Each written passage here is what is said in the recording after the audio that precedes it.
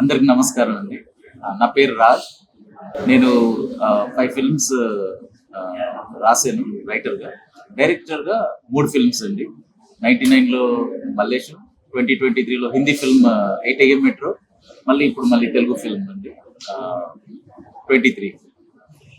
ఇది ఒక గుంటూరు ఈ సరౌండింగ్ ఏరియాస్ లో జరిగిన రియల్ ఇన్సిడెంట్స్, 90s లో జరిగిన ఇన్సిడెంట్స్ మీద బేస్ చేసుకుని తీసిన ఫిల్మ్ అండి. ఇది ఒక మంచి కాంటెంట్ బేస్డ్ ఫిల్మ్.